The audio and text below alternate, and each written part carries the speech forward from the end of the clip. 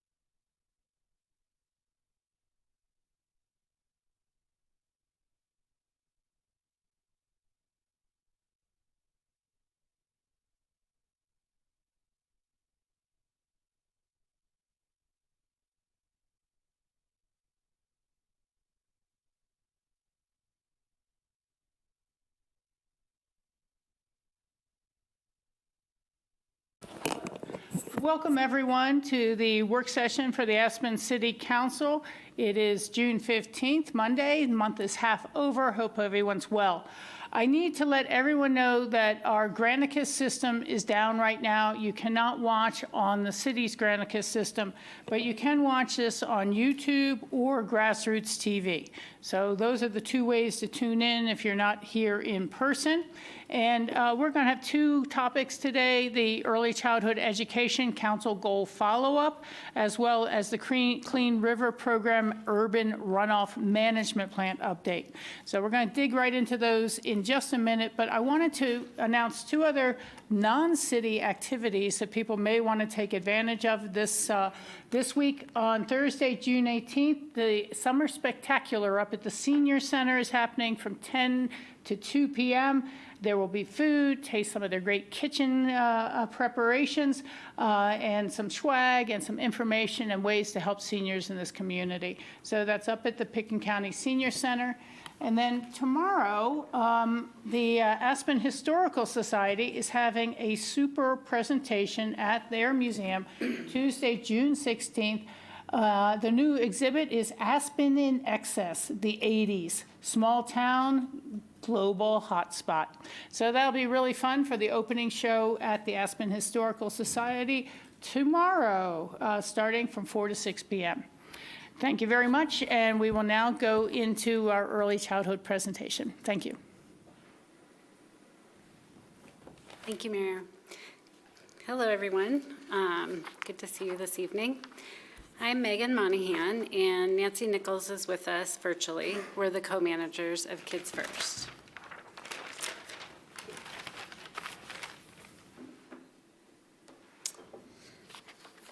We want to thank you for elevating early childhood education and for giving us a platform to advocate for more support for young children, families, and child care providers in our community. So thank you.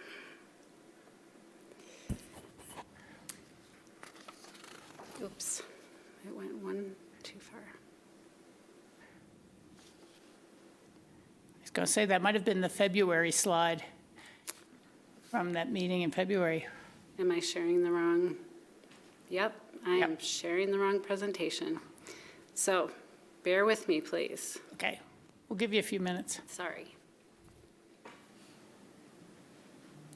This is the follow-up meeting to that earlier February presentation when we made a council decision not to pursue the funding for Burlingame Child Care Center at this time, since there seemed to be enough open slots and availability, and find other ways to use the revenues to support child care. And that's our presentation today.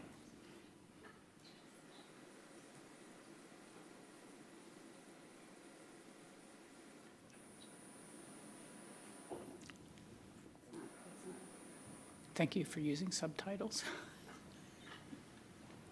Big fan. Big fan of subtitles. I am. Catch a lot more with them watching things. I agree. I like things broken up. I don't go with sports, but everything else. You know, I really never like a memo that comes out with a block paragraph that long. You know, I just like you break it up a little bit, have some space in between some of the thoughts. You know, it's you know it really well, the people looking at this don't, kind of thing.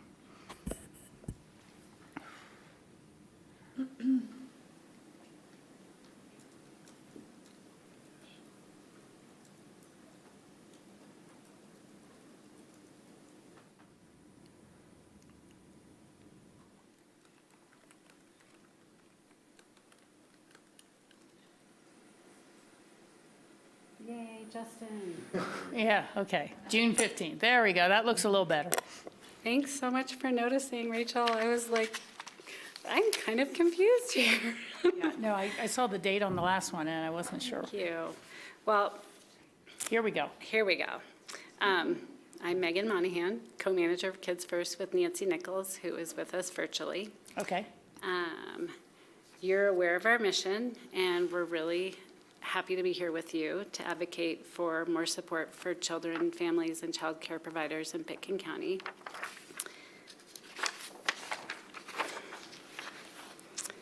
So in February, we came to you and you gave us direction to defer construction on the Burlingame Early Childhood Education Project. And you asked us to return with a fully researched proposal. The purpose of this work session today is to review our proposal and to seek your approval and your direction on our recommended approach to strengthen existing early childhood education providers. So in February, we discussed these three initiatives with you. We are recommending that we start with the first initiative, provider-based support or operational funding, as the highest priority for investing in childcare providers right now. We constructed our recommendations based on the following factors.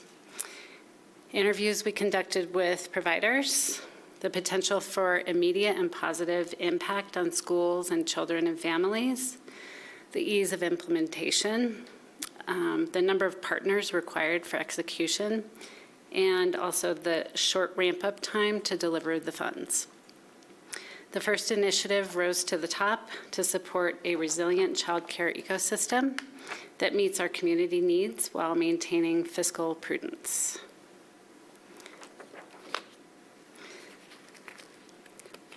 So we all know that federal and state funding for childcare are in steep decline.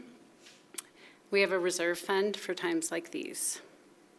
We recommend approval of the operational funding at either of these two levels, so either $5,000 or $10,000 per classroom per year to make substantial change for Pitkin County providers.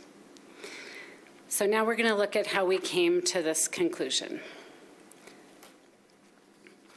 We held extensive interviews with child care directors, listening to them about what their urgent needs were and ongoing challenges. And these are the issues that came up for all of them unanimously. And we'll give more details on each of these in subsequent slides. First, we're going to look at the health bonus option. So health and wellness benefits represent a very large expense for schools and all businesses. If funds were directed for this purpose, eligible funds could include health insurance premiums, health club memberships, nutrition programs, wellness activities, mental health services, or other approved health-related activities or expenses.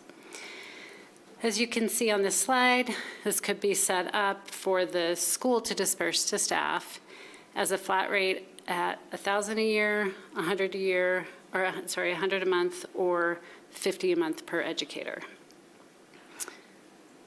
And feel free to ask questions as we go along. We'll let obviously. you go through it all. Okay.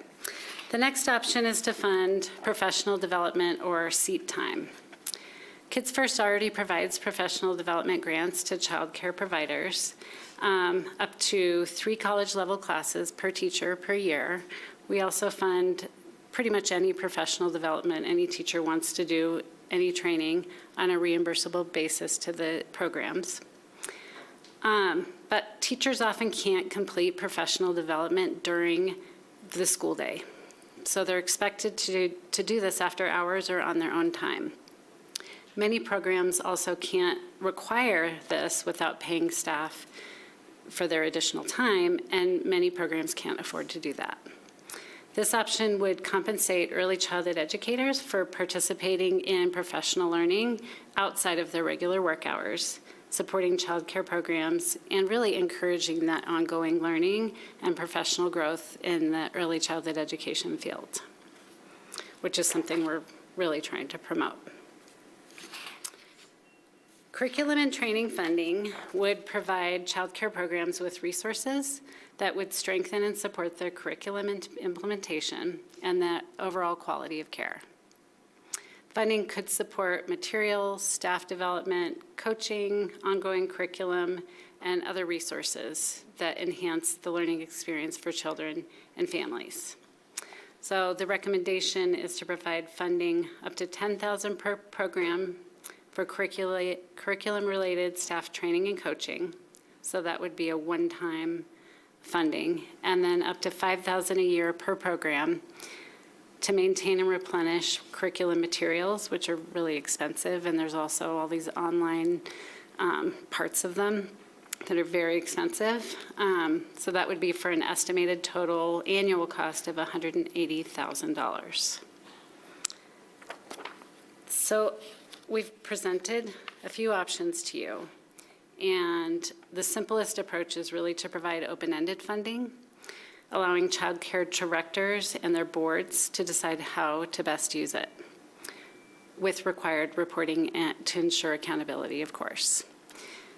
Funding would be adjusted for programs operating 9 months versus 12 months. So school year programs, their funding would be adjusted. Operational funding could be provided as a flat rate per classroom, giving directors that flexibility to really use it for needs. They could use it for any of the other options that we already presented, so wellness, professional development, curriculum and training, or maybe anything else that comes up urgently. You have a much more detailed chart of this same chart in your packet on the 3rd page of the staff report. And here you can see a simple version of the different funding levels. This would be open-ended funding that the director, and if the school has a board, their board, could choose to spend on any of the previous items or other high needs. This slide shows you estimates of what each different initiative that we've talked about would cost at the different levels of funding that we're recommending. We're not recommending all of these. We're really recommending the operational funding. And as you know, we're here because our highest priority is to do what's best for children and families, educators in the child care programs in our community. We've built very strong relationships with the child care providers, with the directors and the teachers, and we've based those relationships on trust and collaboration. We believe that each school is positioned to make decisions on how funding can be used best for them. That's why we recommend providing this open-ended funding to the child care centers in our community. So as you can see on this slide, those are the 2 levels that we're recommending. Thank you. I'm going to ask just a couple of kind of contextual questions for us. This clearly is on top of the individual tuition grants to parents? Correct. For their subsidy. And then is there a different avenue for capital grants when a facility might need window replacement or things like that? So that is a different program as well? Correct. And then prior, we had talked about a monthly per teacher stipend. I might have gotten confused because it used to be with the county and there's Wage enhancement, a yes. wage enhancement. So we're still doing that as well. We're still doing that, and in 2027, we will be expanding our program to all the educators in Pickens County. Okay. Because the county's funding will be ending. Will be ending. Yes. And I just wanted to be clear, I'm very supportive of all of those things. I believe council is as a whole. It's just I wanted the public to have some context that this is not just the only program in ways in which we try to assist childcare and families. So. Correct. Thank you very much for that. And the only comment I'm going to make, looking at the recommendation, is I believe we should have some sort of tracking mechanism so they can report back how the money was used in the future. Agreed. And I would like to make sure that all these workers have health care would be a little bit of a priority for me. I know how badly they can set back an individual or a community trying to chip in for someone when they have some sort of unexpected and major medical needs. Agreed. So I do have a priority on that. But I do think that this makes a lot of sense. The other thing I'm wanting to ask is, out of the list of 4 from the prior work session, small capacity expansion was also on the list. I would imagine that while that's not the priority, it is something that, should such opportunities come forward, you would keep an eye on and look for. Most definitely. Yeah. Yeah. Okay. And, you know, all 3 of the options, so the small capacity expansion and also the voucher program, these are things that we're starting conversations around. And like you said, if someone came to us and said, we can open one extra classroom, we would be all over that. Right. And we have been starting the conversation around the voucher program as well. Okay, and I see Nancy has her hand up. If we could let Nancy speak online? Hi, I hope you can hear me. Yes, Nancy, we can. In addition to the grants that you already mentioned, Rachel, we have a lot of other funding resources, an infant toddler grant, but we also have a capacity expansion grant. We already have that available to providers. So if someone were to expand a room or open a new childcare program, we do currently have budgeted funding to support small growth. Okay, thank you for that, Nancy. I was, again, just trying to ask few questions for the general context of this, so it doesn't seem like this is our only program or anything like that. So really appreciate that background. And I do have one other kind of question for you. Have you thought about whether this money should be dispersed all at once or perhaps broken into twice-a-year allotment to? Well, I think it's something that we've looked at, whether it should be dispersed quarterly or monthly, or if it is that once-a-year thing. I think that the reporting for accountability is going to determine how frequently we want to do that. Yeah. And it also, we've talked with the providers, and most of them said one lump sum would be best, but then the accountability would have to happen over the year as they spend those funds. And I would not want monthly or anything like that. I would think either by twice a year or once a year. The only real challenge I see is I don't want this to get oddly competitive among childcare providers, like, oh, this one's giving everyone an extra $500 a month, but this one's using it on these things. And suddenly, they start recruiting these childcare providers because there's more. I guess this is something they're going to have to balance out themselves about what their employees want and need the most. Mm-hmm. But I would worry a little about that. Right. Well, and because the base funding would be allotted per classroom, mm-hmm.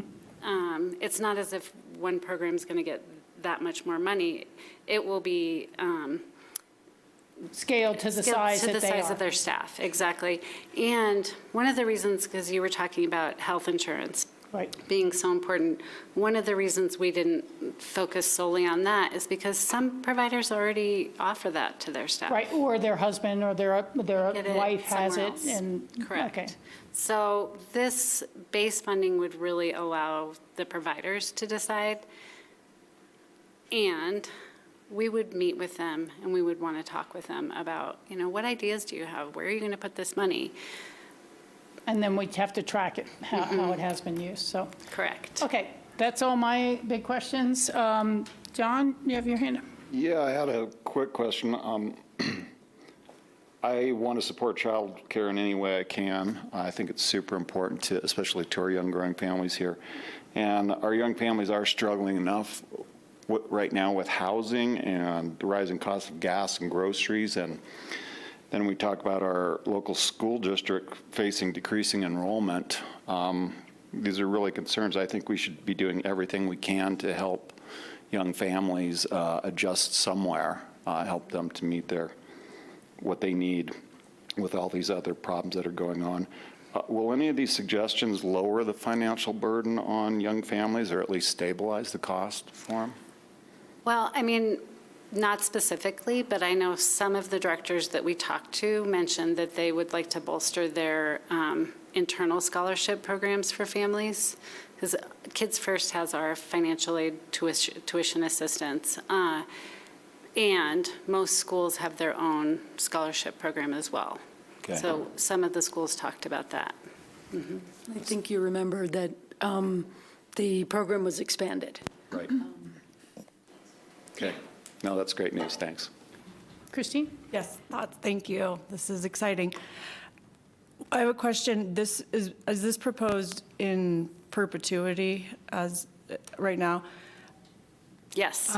That's great news. I just want to make sure that we're not, Rachel went down a list of different ways that we're helping to support programs, and I want to make sure that we are consistent enough in this funding that we're not creating, I want to create the dependence, I want to be able to support these programs, but that a couple years down the road or in the future, all of a sudden we have to pull back on that and that these programs are in trouble. And so I'm not sure if there's any way to kind of put Yeah. guardrails on that or securities around it. For sure, that's not the intention.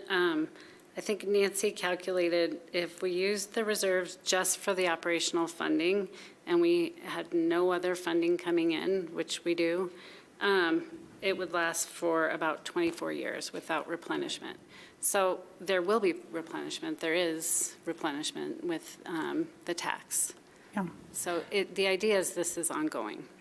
I mean, the only thing is, we cannot control what a future council might do. Right. And there might be a point in time in which another council says, we need to pull this back in some way so we can actually fund the creation of a new center.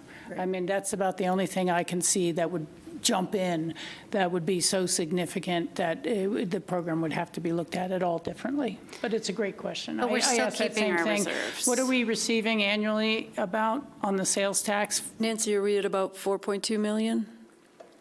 Yes, that's correct. So that's the incoming revenue. I mean, of course, the whole economy could blow up and we'd all be making different decisions at some point, but with the status quo and the reserves, because significant money had been reserved for the potential of that Burlingame Child Care Center. So Correct. That's what we're seeing. Mayor, I think the other possible situation would be, as staff disclosed, CE is planning on doing a one-time disbursement this year of funds to programs. If CE said, hey, well, Aspen already does this, so we're only going to fund these other programs, I think that could be a situation where a We'd say, council no, would we're not want to gonna do look it at pulling anymore. back and say, that's not okay, right? Thanks. Yeah. Okay. Well, thanks for that. That's helpful information. I am very supportive of this. I would support the highest level of giving that we can in the 410,000. I like that it's lets the programs use the funds as they do. We already know providers are still subsidizing costs for families through fundraising, through whatever other way they're getting money, donations, grants. So I imagine some of this operational subsidy will just help keep that cost low for families because their families are not paying the true cost of care right now.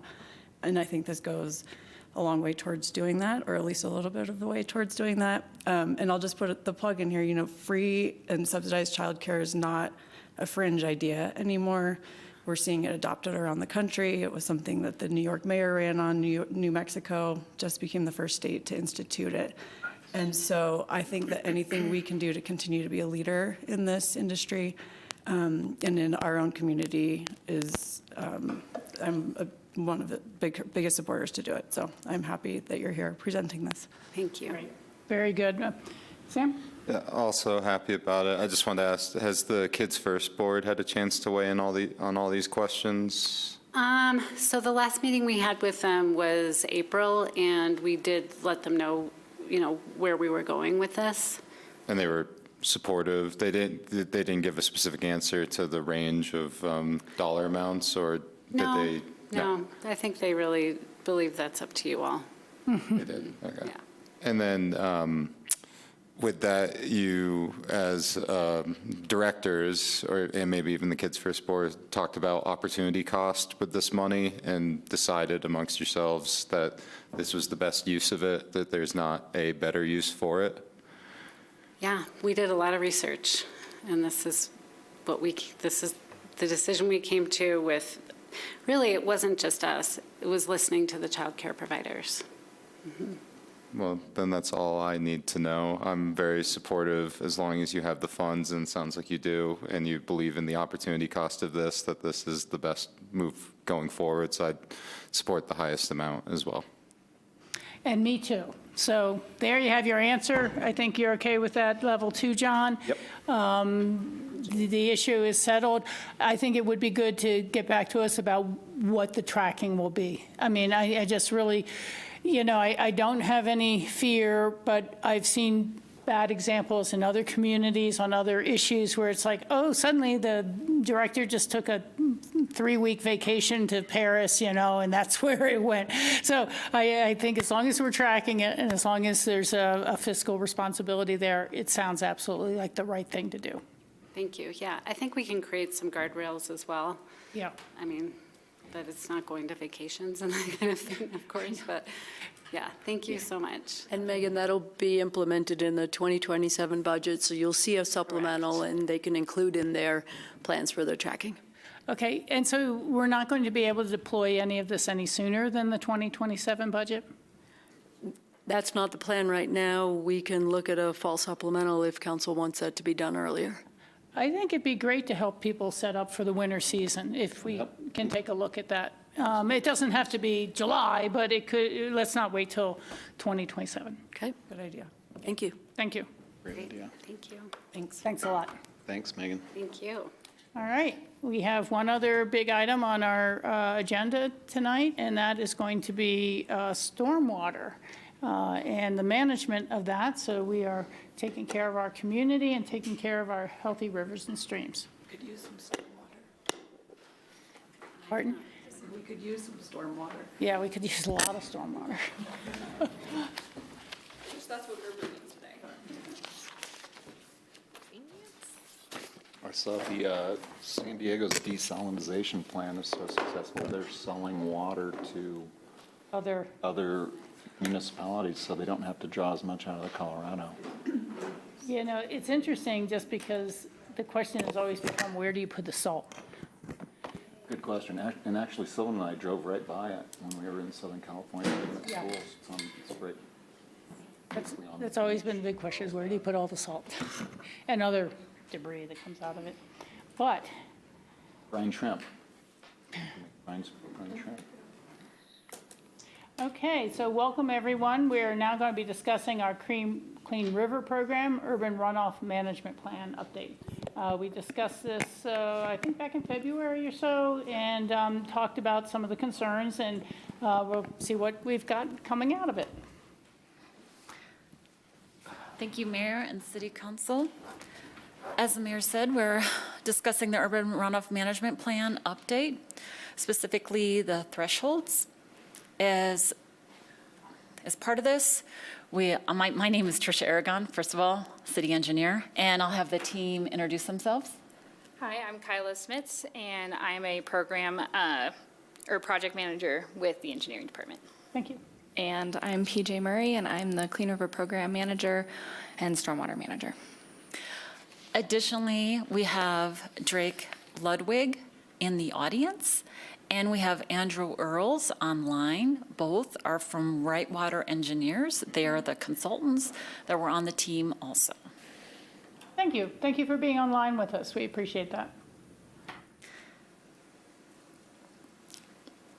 With that, I'd like to go over the purpose of this update. The Urban Runoff Management Plan, which we'll talk about a lot, we're going to shorten that to an acronym, or we're going to say URMP instead of Urban Runoff Management Plan. So that's the framework for the city's stormwater management program. Its purpose is to ensure that as Aspen redevelops, runoff is managed in a way that protects the people, property, and protects the Roaring Fork River. Council authorized the update of the URMP with 3 goals in mind: modernizing stormwater control measures, updating our technical standards, and improving the readability and usability of the URMP. So today we're going to talk about that third goal, the readability and usability of the URMP. So the feedback that we have received, and we've received this feedback for, I would say, for a couple years regarding the thresholds of the URMP, that they can be difficult to understand and administer. The changes that we're presenting tonight are intended to simplify the process and improve consistency while maintaining the city's ability to effectively manage runoff, protect our community, and protect the river health. So with that, I'll turn it over to Kyla and PJ, and they'll walk through this proposed framework. Thank you.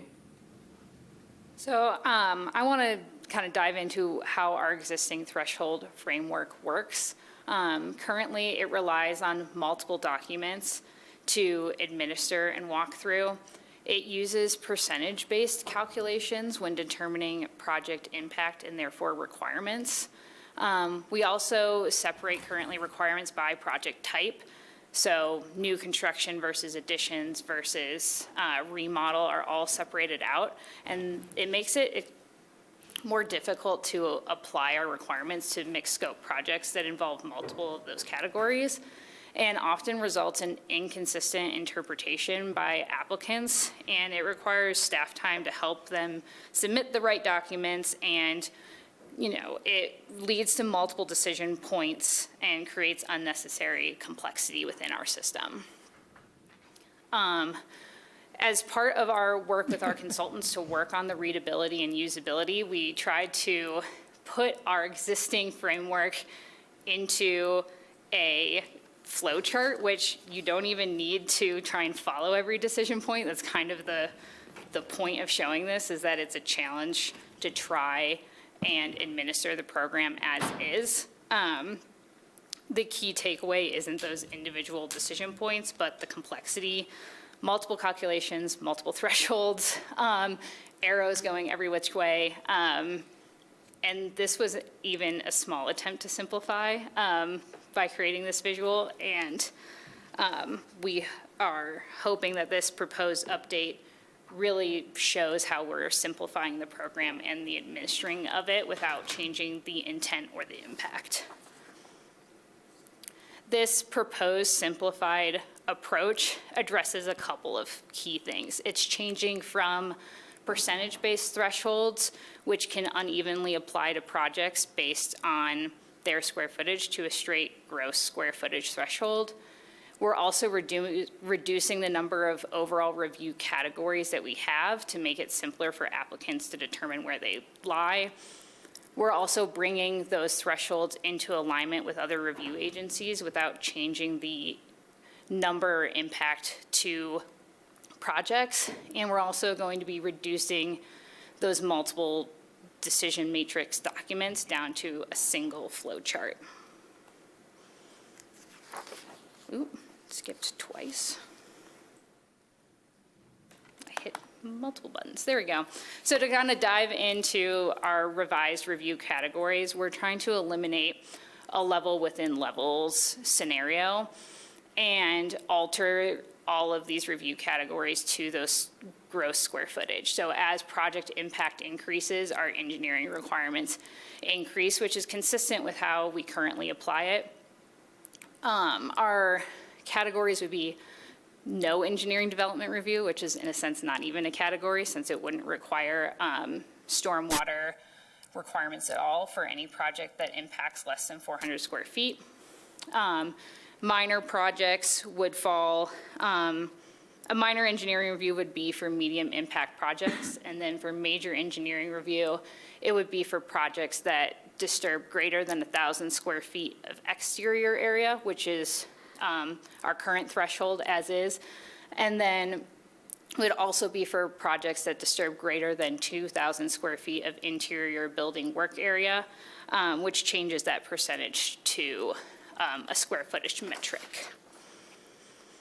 The reason that we wanted to change to these square footage metrics was to bring organizational alignment across our permitting agencies.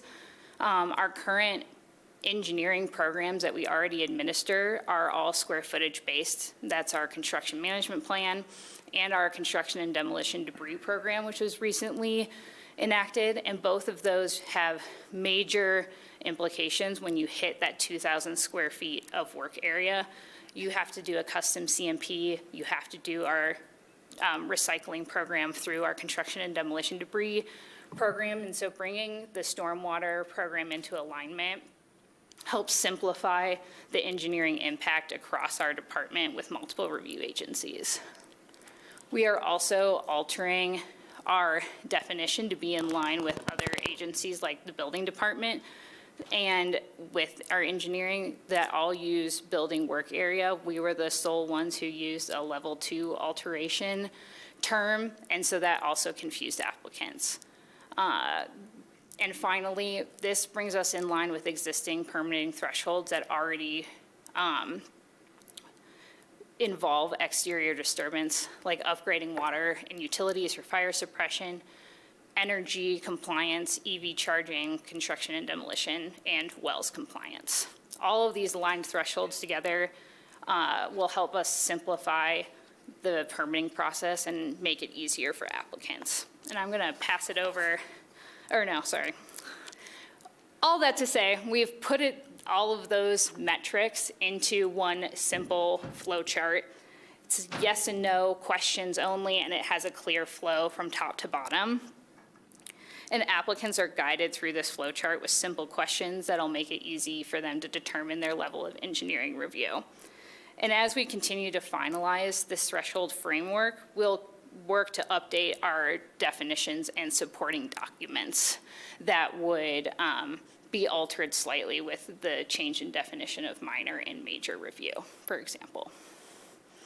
And next, I'm going to pass it over to PJ. And Just 1 second before yeah. you leave the flow chart. Yep, If you could go back. there it is. There it is. Okay. Uh-huh. No, now. There it is. It's Don't touch lagging anything. on your guys' screen, and sorry. Okay, sorry. This one too? Okay, thank you. I'm not understanding why, like, if we're totally on what I see as the left-hand side, you know, when it's a no, whether it's a no or yes, the no goes down to no engineering required, but then right in the middle of the no line is a yes. Why doesn't the yes go down to that? You know what I'm saying? You know, you start, is there exterior work greater than 1,000 square feet? No or yes. The no goes down to a no column, but the yes block doesn't. And then there's that funny, why doesn't the yeses just all follow? We have just a little formatting error, it looks like. Yeah, okay. Yes, it should be just straight down. Okay, instead of like the no is not really a no, Right. is what it looks like Right. there, like maybe it's a yes. Yes. Okay, so we're gonna fix that. Yes. So, okay. We can even pull up the one that was in the memo, that- too, that- would be that's okay. would be I just- accurate, too. If we want to talk about this at the end, we can pull Okay. that up. Sorry for having to interrupt. No, that's okay, thank you. Okay, Well, it's actually saying, is exterior work greater than 1,000? No. Is exterior work greater than 400? No. okay, Then no. Yes, it is greater than 400, but less than 1,000. okay. Well, maybe a little more clarification on the flow chart. Yes, to definitely. explain that. This is definitely our first iteration Okay. with bringing it to you all, and we would definitely work on formatting and cleaning it up to make sure that we don't have formatting issues like this. Okay, I think this is thanks for the explanation, Trish. Okay. Anybody else have a question at this point? No. Okay. Okay. So we're going to walk through some example projects, but before we do that, again, the intent of the update for the URMP isn't to change these thresholds so that more or less projects are captured. And so while Kyla just presented new framework, the number or the types of projects that would be captured in an engineering review, major or minor, stays about the same. And that's the analysis we've been working on the last few months. So we pulled building permits from the last few years to pull some examples that we see in town pretty regularly. We have an affordable housing project, a scrape and replace in Smuggler Park, a free market interior remodel in the West End for a duplex, and then a unit within a multi-unit complex. So we'll apply both frameworks to these projects. We'll talk kind of high level, and then that way you all can see how this gets applied. Before we get into the examples specifically, though, I just wanted to point out the purpose of these thresholds and why a drainage criteria manual is important. Water quality is a piece of what this program administers, but it's not the primary driver. The primary objective is actually to ensure that properties, as they redevelop, drainage is conveyed safely and legally. And when impervious is added, runoff starts to behave differently. It no longer infiltrates. So the city's role here is to ensure that runoff is directed appropriately and does not impact adjacent properties or public right-of-way. Water quality improvements are the secondary benefit, and I just wanted to make sure that that was clear. That was part of our discussion in the fall when we were here last. Stormwater control measures, or SCMs, that are required for a major engineering review range in price based on the complexity of the design. We see these systems range from $100,000 for a system like a dry well because excavation is required to a few $1,000s. One of the examples we're going to look at tonight, they bought horse troughs from Lowe's and put a rain garden mix in the troughs. Their downspouts drain to those, so a much more affordable option. And our code allows for this flexibility as it currently exists and as this framework changes slightly. It is up to the design engineer or the project team to decide what system fits their project best. They come to us as consultants, but we don't require anything specific. They just have to meet the intent of the code. Otherwise, it's up to their engineer to figure out how to best manage stormwater and achieve the treatment requirements. We will also see, as part of this URMP update that we talked about in the last work session when we were here, an increase in range of stormwater control measures, SCMs, that the applicants will be able to choose. Receiving pervious areas, which is just green space, has more applicability in the industry now than it has in the past in the current manual. So that's an example of a very affordable SCM that we'll start to see more of with this update. Okay, enough said. Let's look at some examples. So the first one we're all familiar with is 630 West Main Street. This was the city-owned affordable housing project on Main Street. This project consisted primarily of interior remodel work with limited exterior improvements like patios. And under both the current threshold and the proposed approach Kyla went through, this project would fall under a major engineering review. And originally, it was over 50% of the structure. Now it's over 2,000 square feet of disturbed interior area. So for conveyance and treatment, the design engineers, the applicant team chose a proprietary filtration system, which is subgrade, and they installed a small rain garden as well. The key point is that the level of review aligns with the scale of the project. This was not a marginal review. Projects of this size typically include broader upgrades that other review agencies are also requiring, like fire suppression, utility upgrades, EV charging readiness, and bear-resistant trash enclosures. So you can already see that a project like this starts to touch more than just the inside. Let me ask you a question. I think it's a great example you've pulled up.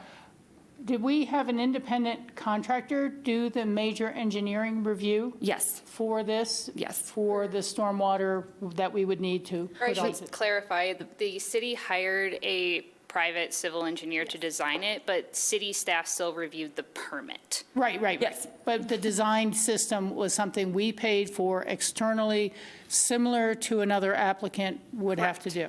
Yes. Do we know what the cost of our engineering with the private sector on this was? The design was about $15,000, Okay, and the installation was just under $60,000. okay. Thank you. That's very helpful. A couple more slides on this 630 Main Street. This next slide shows the building plan. So on the left, we're looking at the existing floor area, and on the right, we're looking at proposed. And the proposed side shows the red highlighted area. That is everywhere they were remodeling. And so you can see that this is most of the building was being remodeled.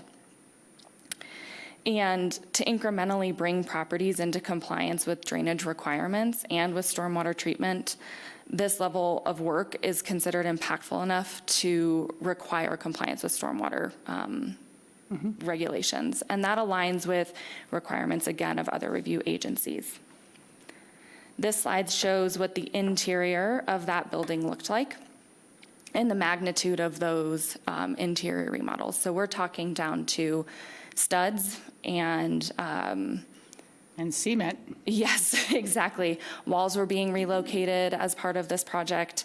And so again, the construction activities associated with a remodel like this, not even just from other review agencies' requirements, also start to expand, like staging and material storage and access for everyone in and around the site. So while this was considered or was almost just an interior remodel, it starts to really affect the full site. I think that the perception when you say interior remodel, you might think, oh, countertops, oh, Yeah. new cabinetry. This is what we're talking about when we talk about an interior remodel, this kind of work. And it's, to my mind, similar to, say, fire codes, that if someone was remodeling to 2027 standards and they had a historic panabode cabin like this, they wouldn't be able to say, what, I've been here forever, I don't have to do a new fire code.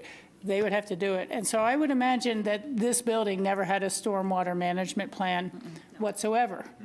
And because it was so old and nobody thought about those things.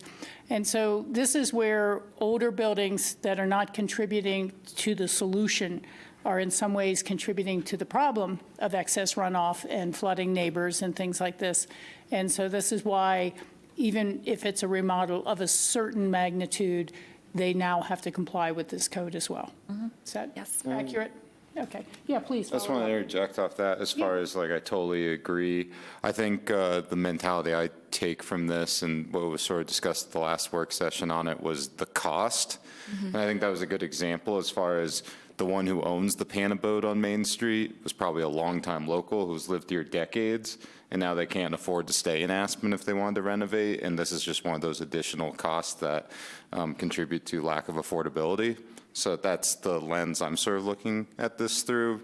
Not that I love that we have this plan, I just want it to be more affordable for especially the longtime locals who've never had to deal with it in the past, because it is a huge chunk of change on top of whatever else they're hoping to do with their property. Yeah, and I think you're right, and this is clearly one of the considerations in further discussion we're going to have.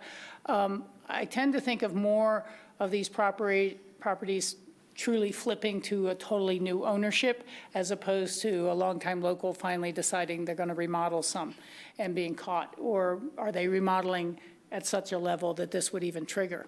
But they might be, or, you know, your one-off case or whatever. So, but that's a great point. Yeah.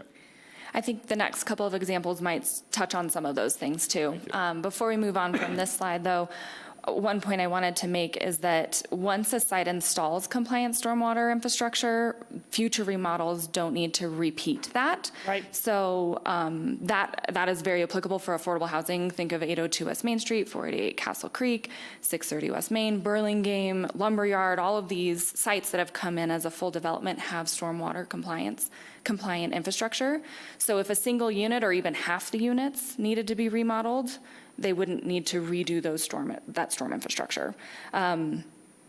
Yeah, and so that is a piece, and that was in the existing code, and that'll carry forward as well. Thank you. And same with single family in the West End, like it would be the same. As long as you're not removing those, you can keep those. So one thing that we heard during the fall work session with council is that Smuggler Park might be an example where the code is disproportionately impacting development. So under the existing approach, the threshold was 50% of a structure being remodeled. It was a major engineering review. In smaller homes like those in Smuggler Park, that threshold is reached a lot quicker. In larger homes in other neighborhoods, they can remodel more square footage before reaching that same requirement. And so the proposed threshold addresses that inconsistency with this new gross square footage threshold. Under the revised approach, most Smuggler Park homes will not require a major engineering review for interior remodels alone because most of those homes are less than 2,000 square feet total. A higher level of review would still be required if the interior work did exceed 2,000 square feet, say they already had a basement. Their exterior disturbance is over 1,000 square feet, which is current code. And then if drainage patterns were modified, like with a scrape and replace. So those scrape and replaces do modified drainage patterns, there's new impervious area and full site disturbance. So this is 16 Ajax Avenue.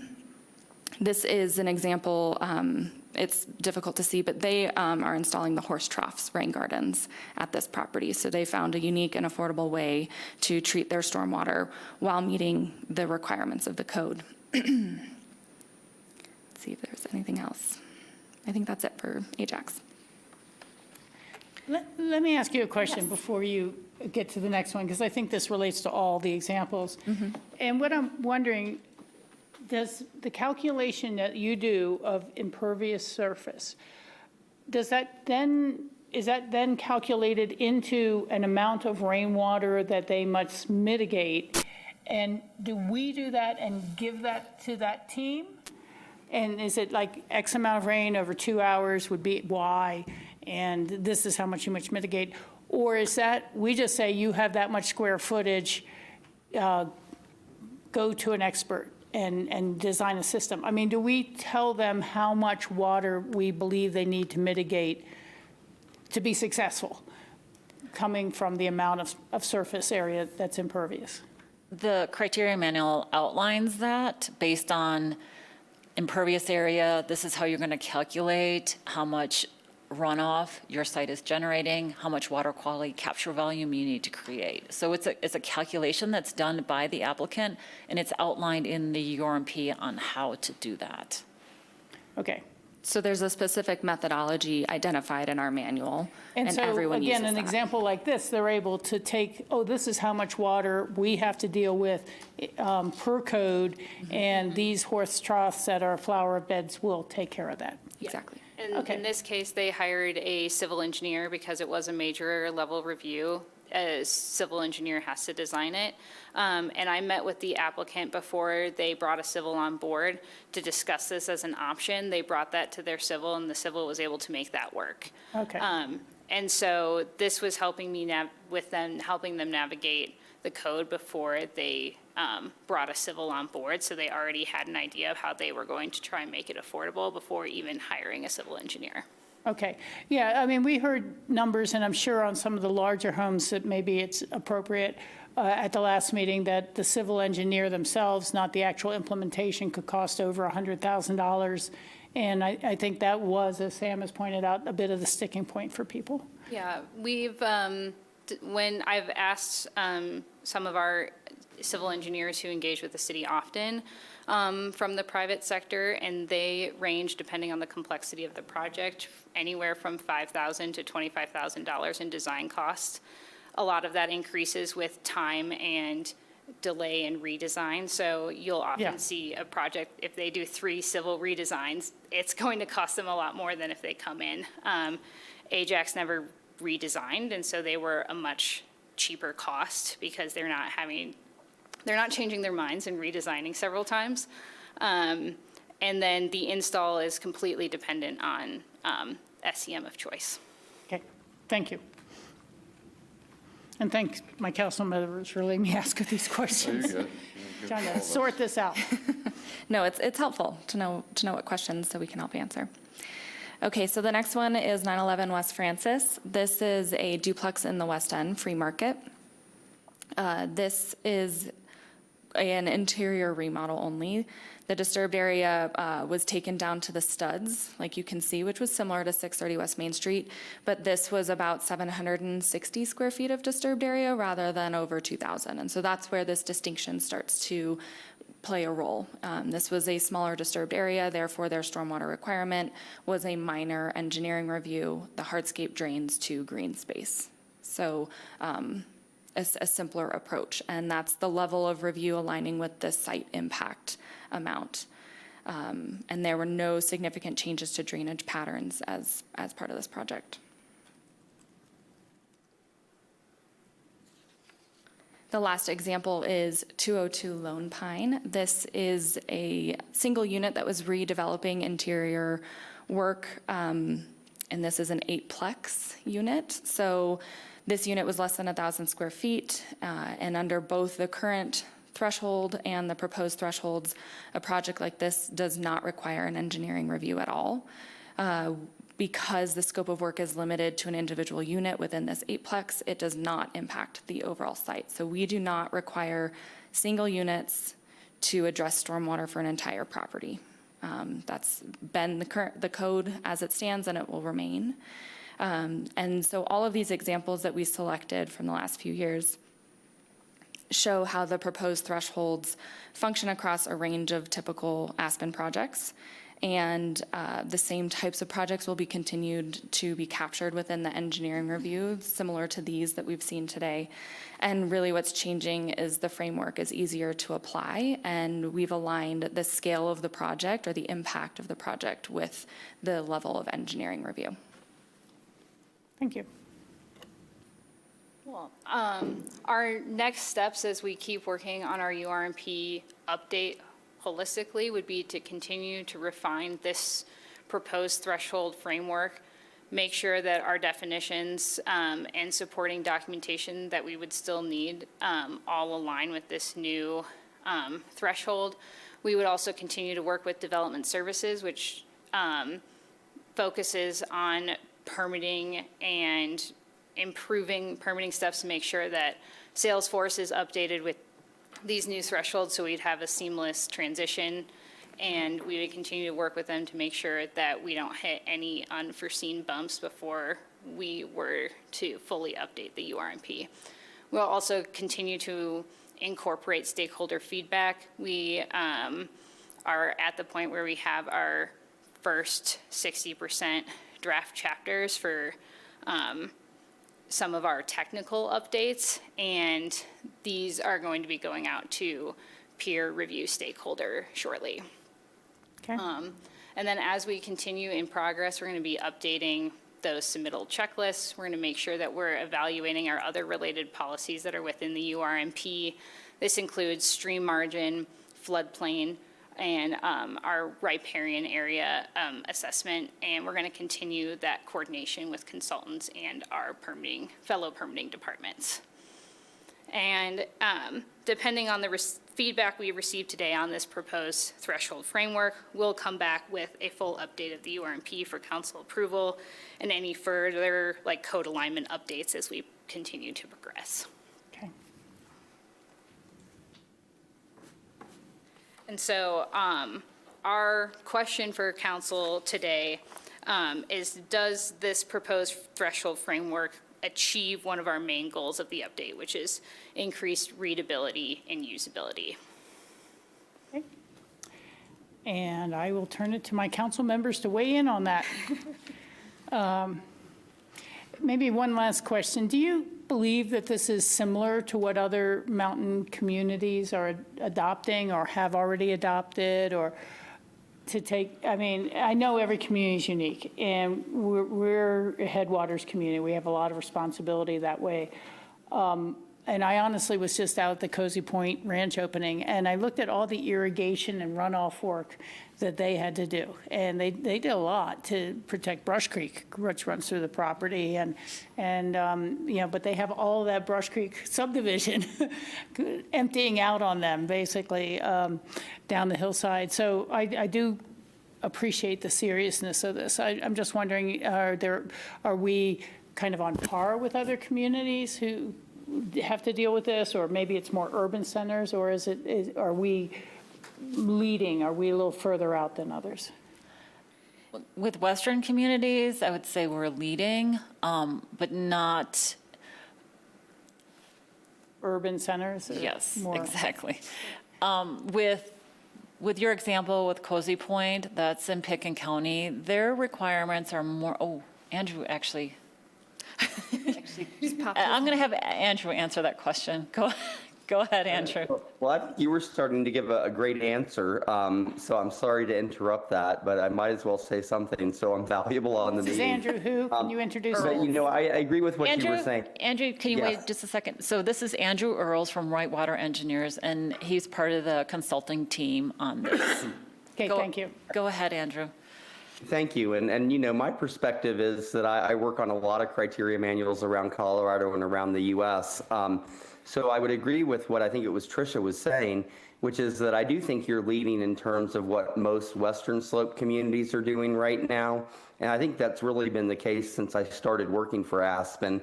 But I think a lot of the things you're doing with these lower thresholds are what we've seen a lot of more of the urban communities and many of the Front Range communities do. And that's because the MS4 permit in Colorado, you're not currently under that yet, but you may be in the future. That really only regulates sites down to about 1 acre in size.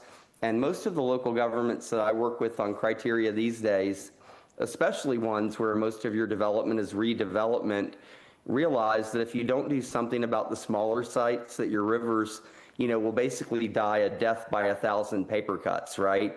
It's each site getting 10% bigger, and all of a sudden, you've added like a new Walmart parking lot to your watershed before you know it with no mitigation. And so various communities use different thresholds, but almost every community that I've been writing criteria for recently, goes significantly below 1 acre. And some of them, was down to 500 square feet. So I think to answer your question is that you all are ahead of the game a bit on the west slope, but it's really looking to the future when you have an MS4 permit and the Roaring Fork. And like you said, I think, Rachel, is that you all are a headwaters community, so that really places even more importance on this. But it's certainly not outside of the standard of what other people are doing in other communities in Colorado and nationwide. Oh, that is so helpful. And just for all of us, what is the definition, what is an MS4 permit? Oh, yeah, that's a good one. An MS4 is what's called a municipal separate storm sewer system. And that is a federal, it's an National Pollutant Discharge Elimination System permit under the Clean Water Act. It's administered by the state of Colorado. And if you have a population, I think right now the number is greater than 10,000, and there's some subtleties to the way they count that, then you have to have an MS4 permit. So it's a permit that a local government holds and that you have to comply with by enforcing your stormwater criteria, a construction stormwater program, a post-construction stormwater program. And so, when and if you all become an MS4, you all will be way ahead of the game because you have a criteria manual, and in fact, you are meeting most of those requirements. And I don't know if that will be in the works anytime in the near future, but I know a number of mountain communities have been contacted by the Department of Health saying that they might possibly be MS4s the next time they go through and check the list. Yeah, thank you. That is so helpful. And Aspen doesn't have any annexation plans at this time, but you can often tip your municipal population simply by annexation as opposed to really developing a lot more. So I do want to see us ahead of the game. So thank you for that. You're there. And, Thank you, and then the Rachel. last thing we want to do is be known for having an impaired stream. And the state is always monitoring those conditions as well. Okay. So turning to council, let's start with you, John. We'll come down the line. I've been saying this for a while, especially with the most recent winter we've seen, warmest, driest winter in 131 years of record keeping. I think water's one of our most important issues, if not the most important issues here moving forward. Anything we can do to help stormwater runoff, I'm all for. I think we need to be doing as much as possible. Thanks for your work, and this does look clearer, faster, and easier for everyone to understand. So thanks for your work. Yeah, agreed. It appears clearer, more predictable, easier to use, but I trust that you're working with the people applying and going through this process to make sure that it actually is. So thanks for bringing this forward. Thank you. Yeah, exactly that. I just hope that longtime locals who are in that unique situation do come and talk to us and you guys about how to work around this in the most affordable and efficient way. But otherwise, I appreciate the work that you've done, and I do feel like you're listening to that. And I would just say continue with those values, please. Yeah, great, thank you. My colleagues have said it all, really. This is good work. I really appreciate it. It's one of the things you don't think about water management in the classic sense. Do we have enough drinking water, hotel water, irrigation water? That's what's been on our front of minds for a while with the drought. But managing runoff is equally important. And when you've had these sort of sun-baked conditions, your runoff is worse. It's not going to just soak easily into the soil because it's so compacted and so hardened. And so you even have worse runoff problems. I was thinking, right now, we're working on water line replacement up on Wrights Road to avoid the potential of leaks damaging someone's house further down the hill. And we are a mountain community. We have to think about that and prepare our neighborhoods to be safe for each of the residents. And so I realize it's a cost, and we try to keep it down, but that's what this work is all about. So thank you very much. And are there any other final comments you have for us, or questions or comments from the board? I think we got clear direction. Yeah. And thank you for your input. Well, thank you for your time, and I think we will, unless our Assistant Deputy City Manager has any input for us, any updates, we will be adjourned for the day. Thank you. Thank you. Thank you, Grassroots. Appreciate it. Bye-bye.